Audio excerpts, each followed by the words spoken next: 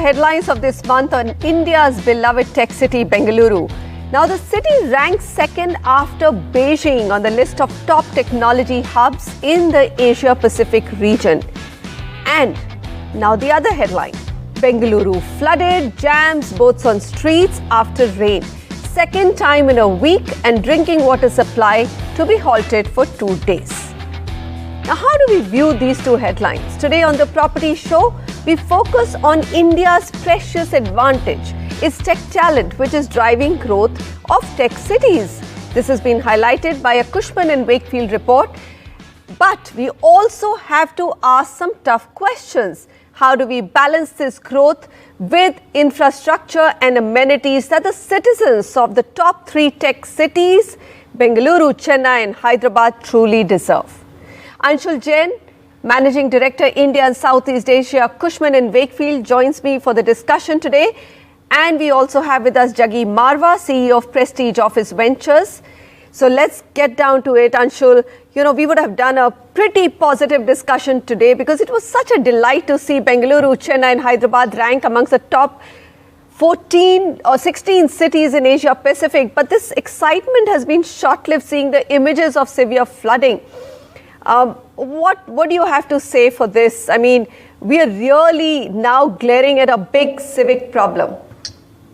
You know, you're right, Manisha. I think as an Indian, it was we were really proud when our global research came up with the study and we saw Bengaluru and a couple of other Indian cities in the top tech hubs in the world. A fact that we already knew, I suppose, anecdotally, but good to see in proper research reports when you have, validation of that through international research papers.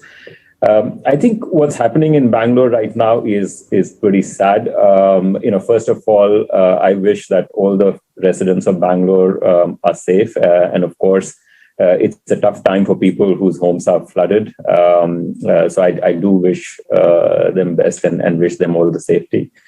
Look, there's really no answers. I think we've had flood situations in country for a while. I think we had the big flood in Mumbai and it basically woke the administration of Mumbai up at that stage. We then had floods a few years ago in Chennai and a lot of obviously both from a civic infrastructure perspective as well as building infrastructure perspective, a lot was done. What's sad is that the lessons have not been learned from other cities. Bengaluru has had its problem beyond just flooding from an infrastructure perspective for a while.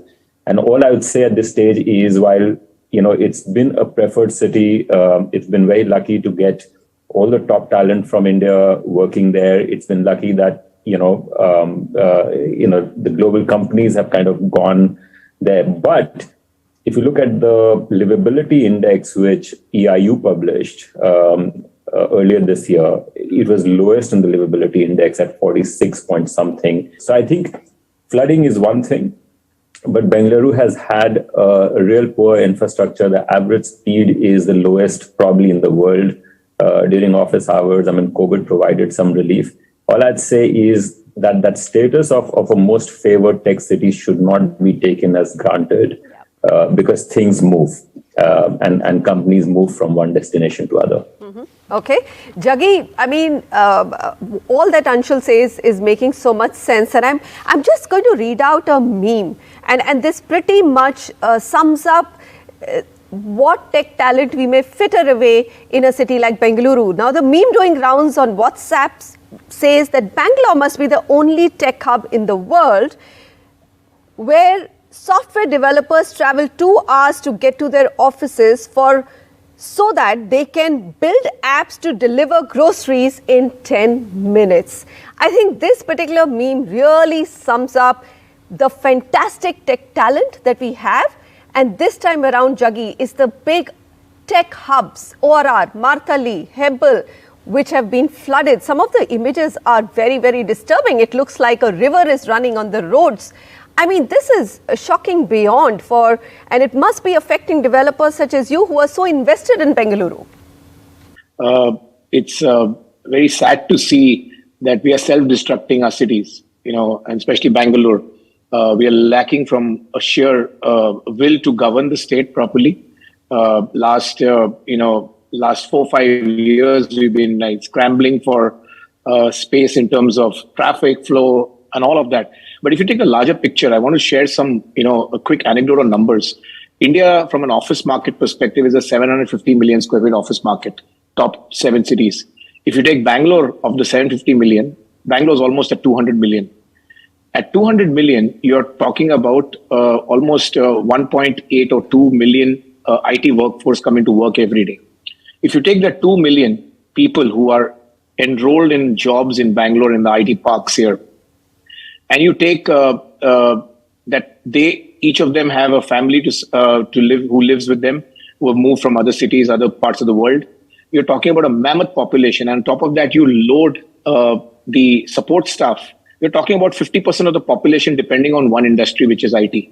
Now, if you're going to cut the golden goose, if you're going to kill the golden goose, this banner, I think what Anshul said holds pretty good. Bangalore's loss will be many other cities' gain. You've highlighted a really important point. Let me come to the other cities a little bit later, Juggy. Anshul, every private sector has really supported Bangalore, right?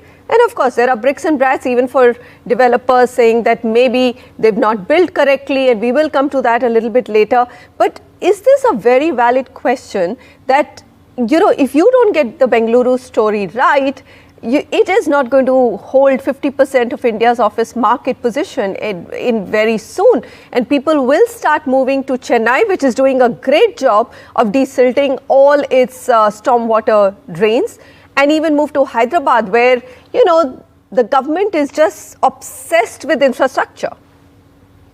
There has been an ebb and flow over the last 5 years. It's not been significant, thankfully, for Bangalore at this point in time. But there has been a flow towards Hyderabad, towards Pune, towards Chennai, and the reasons are all in front, right? I mean, I think the legendary traffic congestions, just anybody coming in from airport, the time it takes to hit the city, and obviously the living conditions given freshwater supply, the issue around fires on the lake did not help. And I don't think much has been done to kind of solve that. And that's a 3-4 year old issue. Bangalore's, there's been little loss, I would say, to Bangalore, not much so far. I think people have been very patient. Companies have been very patient. Of course, Bangalore has had the momentum behind it of the talent being based there. And, it's kind of hard for people to move. But when, the back is against the wall, people do start moving. We've seen a bit of that in Gurgaon, where given the air pollution and the quality of pollution, people have, finally started to make decisions to kind of move out. New firms do not today go to Gurgaon easily, because one of the questions always we see from the new firms are, should we be locating our first office in Gurgaon, given the air pollution issues? We probably have same questions being asked from Bangalore. And the loss of Bangalore would be, gain of Hyderabad, gain of Chennai, gain of Pune. Mm-hmm. And I can tell you, it's not only India, it could be gain of Philippines, because what we are seeing sitting here in Southeast Asia is that Philippines market's actually getting a lot of traction. It's now got new government. It's making all the sort of right noises and really pushing hard, much like the Hyderabad government, right? So not only internal competition, but we as a country could actually stand to lose. Anshul, you've raised an extremely important point that, we are just not competing within India for business. There are other global cities which could take business away from India, even with its tech advantage. I'm just looking at Twitter, and again, I'm coming to it because that gives you the sense of what people's mood is. And Juggy, people are turning around and also saying that there's been a lot of irresponsible development across Bengaluru. Now, my question to you is, as developers, what are you doing to recognize this problem? What are you doing to help with this infrastructure crunch? One is to build projects and homes and offices, but the other is to recognize that there's just not enough infrastructure to support it. I think you need to go back to drawing board and figure out, what is, what does urban planning need? And urban planning anywhere in the world is a private public-private partnership is very important. And I think if you look at the larger infrastructure projects, take, for example, the metro, many developers came forward and said that, we will connect our parks and our buildings and our large mixed-use developments to the main metro line. We'll connect vestibules. We granted a huge capex for that same. The government has actually not implemented the metro in the last 10 to 12 years. Work has happened. Phase 1 is only 24, 25 kilometers. Phase 2, struggling with 30 kilometers. Whitefield pillars are up and ready. During COVID, they didn't even ramp up the pace of construction. They had such a good opportunity, no traffic, no snarls. But it's a will of the government that is, in a small example, Electronic City is in the core southernmost part. Because of no residential being there, it's always been not a very favorable destination. But if you look at how Electronic City has been developed thanks to the governance and the public and private partnership, there's no flooding, there's no traffic snarls. So one part of the area is absolutely fine. I think and you need a larger framework. But more than important anything, one point I like to make, we really need a CEO for Bangalore. We need a CEO for Bangalore who understands governance, who understands urban planning, and he should have a direct working responsibility with the large infrastructure projects reporting into that. I think they had something like this 5 or 10 years ago, but it kind of dwindled it with the politics and the larger compulsions of I think this is a great idea which has been raised again and again every time a city gets flooded. There are 2 points, Anshul, which are raised. One is that we don't have a mayor system or a CEO system, right? There's no one really responsible for a city. And the ruling party, which is in power, its voter base is not in the city. Its voter base is actually in rural Karnataka, in rural Tamil Nadu, and therefore the money or the capital invested in the large cities, the tax revenues are the highest, but the infrastructure and the money spent are the lowest. And this has to change. What's your opinion? So I don't know if I should call it advice, but to the government, because there are lots of very... you're joining us from Singapore. I'm sure it's one of the best planned cities. You have some good points to share with us. I'll tell you, if you look at London, I won't talk about Singapore at the moment, but Singapore, everybody knows about it, right? And there's no question about good governance and what good governance can actually create. It's a very different nature. Yeah, but if you look at London, right, London contributes circa 50 to 60% of UK's GDP. Yeah. And if you look at how carefully London is looked after by the government, right? So whether, of course, we know about snarls at Heathrow and so on and so forth, but the fact is that it's got 4 major airports, in fact, 4 major airports. It's got, good road connectivity. They have done a lot about sustainability. They have actually created bike paths. They have, a very good public transport system, sometimes plagued with strikes, etc. But on the face of it, they have actually looked after the city. The planning is so strong. Lots of buildings are protected. Lots of areas are protected. You can't just, raise them down. The idea is to make sure that the livability index is high, and it is a global center for financial services. So even, after Brexit, when people said, the financial center is actually going to move into Europe, it really hasn't happened, at least so far, right? Now, at this point in time, it may not seem the best example given what's happening in the UK from a recession and inflation perspective. But trust me, they really look after London, right? Which is their golden goose, so as to say. Now, that is one lesson that, our government has to learn, right? That where your tax revenues are coming, you need to make sure that prospers. You need to invest enough so that prospers and creates money that then can be actually spent partly into the same city and partly elsewhere. And that, I think, is one of the most important lessons the government must learn. This is wonderful that you've given us an example of London and said rightly so that, if you're getting your highest tax revenues from a particular city, you better invest back in that city because it's going to stop being your golden goose at some point in time. There's only that much that tech talent can do. And I'm just looking at the numbers of the how ahead, as per your report, Bangalore is when it comes to creating tech jobs. And that's the phenomenal numbers. And I hope that the audience has got parts of that report, which are so important at this point of time to understand Bangalore's advantage and what it could or it stands to lose. Juggy Marwaha and Anshul, thank you very much for joining me today. But before I take a break, here's an important tweet from K.T. Ramarao, popularly known as KTR, who's the Minister for Municipal Administration, Urban Development, along with Industries and Information Technology of Telangana. And this is an important one. He says, to all those who are mocking the floods in Bengaluru, our cities are our primary economic engines driving the state's and country's growth. With rapid urbanization, infrastructure is bound to crumble as we haven't infused enough capital into upgrading the same.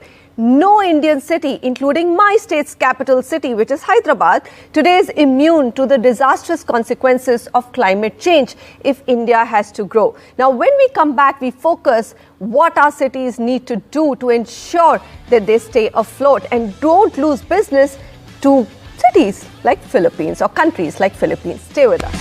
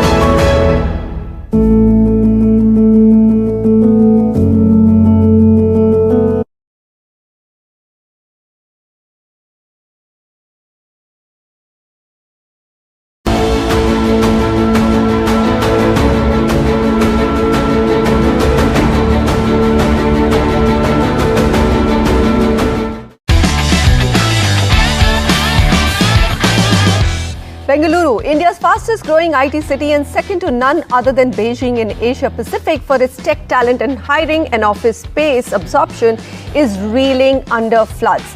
Now, the larger question is, how do we beef up our infrastructure of cities to keep pace with rapid growth? Because tech talent alone won't be enough after a point. Joining me is a public policy, cities and infrastructure specialist, Shailesh Pathak, with some answers. Shailesh, before the break, I read out K.T. Ramarao's tweet, which actually says that Bengaluru is not alone. Even his own city, Hyderabad, could face a similar fate if capital investments are not made in upgrading civic and public infrastructure. What do you believe is fundamentally wrong that year after year, it could be Mumbai, it could be Chennai, it's now shifted to Bengaluru, are getting submerged with water? The easy answer, thank you, Manisha. The easy answer is the absence of Raj Kaluves in Bengaluru. And these are essentially state canals which carry storm water so that areas do not get flooded. But the larger point that you make is about what do we do with cities and how do we upgrade them to be globally competitive, not only nationally competitive. So how do we make cities and the future of cities one of the overriding priorities of our growth story over the Amrit Kal, the next 25 years? And let me just say, we're talking about Bangalore today. If it stops raining in Karnataka, remember these rains are torrential across Karnataka. If it stops raining now, all the urban flooding will go away in less than 24 hours. Bengaluru had 262 lakes in 1960. Today, it has not even 10% of that number. How do we save the water bodies in our cities? How do we keep the canals linking those water bodies? How do we create the storm water drainage? The larger question is, how do Indian cities prepare for such kind of infrastructure deficiencies. And here I'll just talk about the top 8 cities, which is Bangalore, Hyderabad, Chennai, Delhi, Mumbai, Kolkata, and let's say Pune and Ahmedabad. And the fundamental problem in all these cities is that you've heard of a 2-term prime minister, you've heard of a 2-term chief minister, but you have not heard of a 2-term mayor. Yeah. And a lot of our viewers here would know the name. Even a 2-term municipal commissioner. There are some cities who had fantastic municipal commissioners, especially when we had so much, euphoria around smart city. We got some excellent CEOs, but, all of them have gone and all of them have changed. That's absolutely right. Elected officials and appointed officials, the only difference is appointed officials will keep moving. Elected people are there. So the member of parliament of Bengaluru is not going to contest from Pune. And therefore, what is the political ownership of a city? Is this something that you were discussing before the break? But that's a very, very critical part of what we should think about. And in Bengaluru particularly, the mayor changes every year. So 1 year. Is just the population a big problem, or the fact that, we've exploded in growth? Because even Beijing is very populated. A lot of people say, look, it's just too many people very, very quickly, and therefore the city is crumbling. So Tokyo is one of the largest population densities and one of the largest cities in the world. Population by itself is never a problem. Lack of planning for that population is. Let me give you another example. Solutions. Why don't you, Shailesh, give us those 3 top things that we need to really make our cities resilient? So the 3 top solutions: stop master planning in detail. The story of Singapore and Chandigarh both started as major cities at the same time. Chandigarh is where it was in 1965, hasn't changed much, whereas Singapore has come from a third world to a first world city. So your planning, your master planning has to be nimble and agile to changing realities. Bengaluru, around Majestic, actually you could cycle in 20 minutes. Now look at Bengaluru. So that's number 1, agile planning, not inflexible master plans. Number 2, powerful city leaders instead of state governments controlling cities. And number 3, and this may take time, we talked about Chinese cities. The top 6 cities in India are actually independent provinces. They are not part of other provinces. Even the city of Wuhan, where we got the virus from, is actually part of Hebei, but it has semi-provincial status. So can we say that Bengaluru and Chennai and Mumbai and Kolkata and Hyderabad and Ahmedabad and Pune will become union territories? Oh my God. All right. You have left us with a lot of, we need to put our thinking cap. But, I think we need a larger discussion, and we'll have you back on the show for that. Why not a master plan? You've really opened the Pandora's box, because there is an opinion that we must have actually planning for the next 20, 30 years. You're saying we need to be nimble and agile. Thank you, Shailesh, for joining us at a very short notice to, share your views. You've got tremendous experience with cities and infrastructure, and always good to have your views. Climate change now is happening, and like Shailesh said, that rainfalls are all concentrated. So our town planners, civil society and government must focus on building reliant cities. We've had experts give us the solutions. Where there's a will, there's a way. Thank you so much for watching.